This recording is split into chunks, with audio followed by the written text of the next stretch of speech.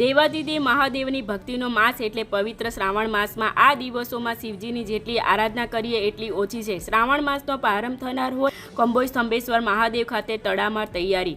શ્રાવણ સુદ એકમ એટલે શ્રાવણ માસનો પ્રારંભ અને શિવ પાસેશ્વર પૂજા પ્રારંભ પવિત્ર શ્રાવણ માસનો પ્રારંભ તારીખ 5/8/2024ના રોજથી થનાર હોય શિવ ભક્તોમાં અનેરો આનંદ ઉત્સવ જોવા મળી રહ્યો છે। ભોળેનાથને રીઝવવા આ માસ દરમિયાન શિવ ભક્તો બીલીપત્ર, કાળા તલ, પુષ્પ સહિતના દ્રવ્યથી પૂજા પાઠ કરી એકતાણું ઉપવાસ કરી ધન્યતા અનુભવે છે।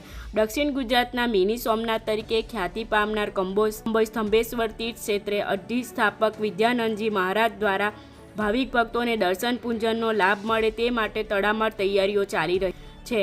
શ્રાવણ માસમાં ભક્તોનું કીડિયારું સ્તંભેશ્વર મહાદેવ ખાતે ઉમટી પડશે। મહીસાગર સંગમ તીર્થ જેવી પાવન ભૂમિ પર ભગવાન શંકર દેવોના દેવ મહાદેવના પરાક્રમી પુત્ર કાર્તિકેય સ્વામી દ્વારા સ્થાપિત શિવલિંગ સ્તંભેશ્વર મહાદેવના દર્શન માત્રથી મનુષ્યની આદિ વ્યાધિ ઉપાધિમાંથી મુક્તિ થાય છે તથા સંગડી मनोकामना पूर्ण થાય છે। मैं त्रिभुवनगिरी बड़ौदा से स्तंभेश्वर महादेव कावी कंबोई दर्शन करने के लिए हम लोग आए और यहाँ की महिमा इतनी वो है कि लोगों का मन भाव विभोर हो जाता है यहाँ आने से।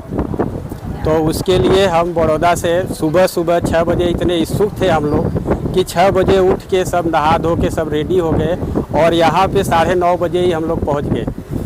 तब से हम लोग अभी तक यहाँ पे घूम के सब दर्शन वर्शन कर रहे हैं, भगवान का दर्शन कर रहे हैं और हमारा मन सब लोगों का एकदम भाव विभोर हो गया। હું માધુરી પટેલ છું, વડોદરાથી આવી છું દર્શન કરવા સ્તંભ મહાદેશ્વરના। અહીં આવીને મને બહુ સારું લાગ્યું કે મનને શાંતિ મળી ગઈ। જે ટેન્શન હોય એ હોય જતું રહ્યું।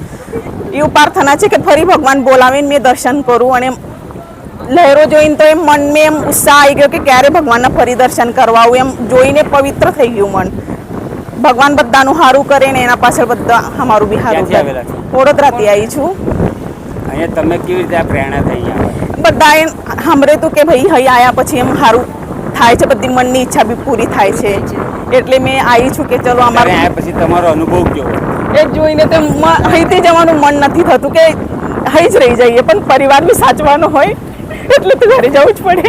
હું નામે લાલશંકર મણિશંકર જોશી, મુકામ ભરૂચ, અવધૂત નગર સોસાયટી ખાતે આવેલ સોમનાથ મહાદેવના અમારા કૃષ્ણ ભજન મંડળ સાથે અમે સૌ 25 થી 27 માણસો અહીંયા કાવી કંબોઈના દર્શને આવ્યા છે અને અહીંયા જે સમુદ્રની જે લહેરો ઉઠી રહી છે અત્યારે અને જે ઘોડાપુર અમારી નજરે જોઈ રહ્યા છે તે જોઈને સૌના દિલ વાવ્યોભર થઈ રહ્યા છે।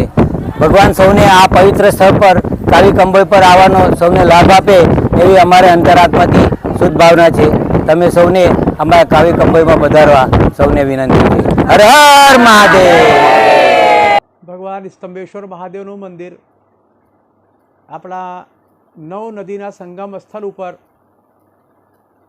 જેને આપણે કાવી કંબોઈના નામથી આખા દેશમાં જે પ્રખ્યાત છે, એ સ્થળનો મહાત્મ્ય સ્કંદ મહાપુરાણના કુમારિકા ખંડમાં ખૂબ જ વિસ્તારપૂર્વક લખેલું છે।